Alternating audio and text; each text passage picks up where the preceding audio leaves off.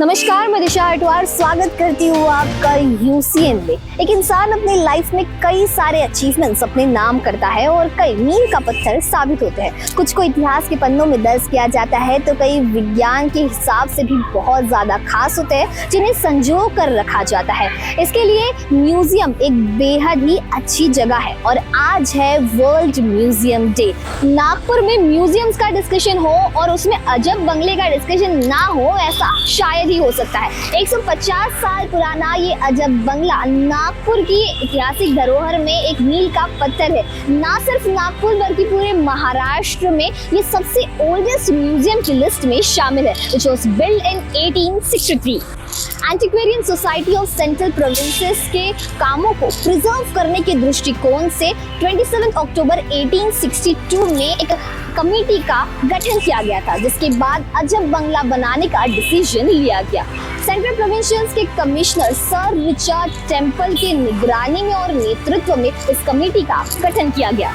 नागपुर का central museum होने के बावजूद इसे अजब बंगला क्यों कहा जाता है, ऐसा सवाल आपके दिमाग में भी कई दफा आया होगा। तो जब 1863 में ये बना था तो म्यूजियम का कंसेप्ट लोगों के लिए काफी ज्यादा नया था। जब लोग यहाँ आए और यहाँ के इंटीरियर को देखा तो लोगों को कई अजीबोगरीब चीजें लगी और इसलिए इसका नाम अजब बंगला पड़ा। अजब बंगले के गार्डन में 2 क्वीन विक्टोरिया की स्टैचूज रखे थे। ये माना जाता है कि ब्रिटिश एरा में ये दोनों स्टैचूज में से एक विधान भवन में था और दूसरा विक्टोरिया टेक्निकल इंस्टीट्यूट में था, जहां आज महाराज बाग जू है। आजादी के बाद इन स्टैचूज को वहां से निकाल के अंबाझरी लेक में फेंक दिया गया था और 38 साल बाद जब अंबाझरी का पानी कम हुआ तब ये पुतले उभर कर सामने आए। उसके बाद डिपार्टमेंट ऑफ आर्कियोलॉजी ने इन्हें कस्टडी में लिया और इन्हें अजब बंगला में इंस्टॉल किया गया। अगर आपके इतिहास में रुचि है तो अजब बंगला आपके लिए एक बेहद ही दिलचस्प जगह है, क्योंकि यहाँ पर ढेर सारी पुरातन कालीन स्टोन स्कल्पचर्स और मूर्तियाँ रखी गई है जो आपको बेहद ही अच्छी लगेगी। ये सारी मूर्तियाँ जो है 11th और 12th सेंचुरी से बिलोंग करती है।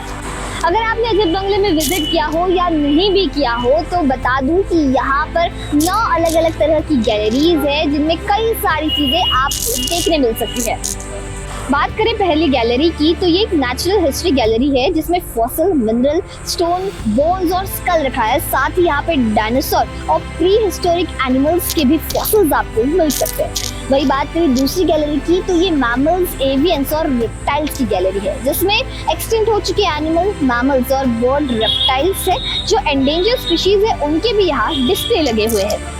बात करें तीसरी गैलरी की तो ये स्टोन स्कल्पचर गैलरी है। यहाँ पे पुराने जमाने के सारे स्टोन स्कल्पचर्स रखे हुए हैं जो 4th सेंचुरी से 11th और 12th सेंचुरी को बिलोंग करते हैं।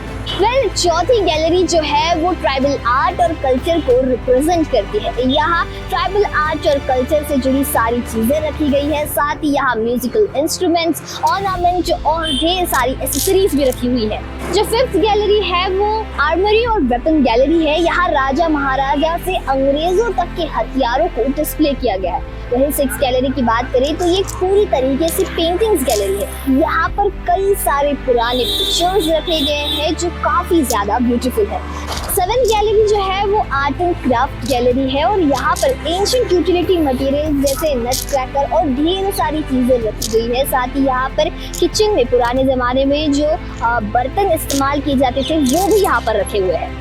8th गैलरी जो है वो आर्कियोलॉजिकल गैलरी है। यहाँ कई सारे फेमस आर्टिफैक्ट्स और रेप्लिकास रखे गए हैं जो इंडस वैली सिविलाइजेशन से है। साथ ही यहाँ पर कई सारे टॉयज, सील्स, एंटिक पीसेस भी रखे हुए हैं जो काफी ज्यादा खूबसूरत है।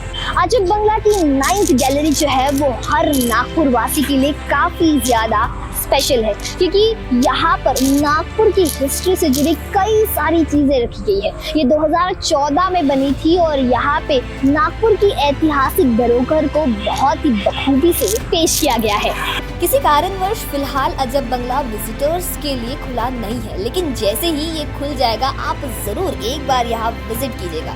यूसीएन की पूरी टीम की ओर से आप सभी को वर्ल्ड म्यूजियम डे की ढेर सारी शुभकामनाएं और ऐसी ही तमाम अपडेट से जुड़े रहने के लिए बने रहे यूसीएन के साथ।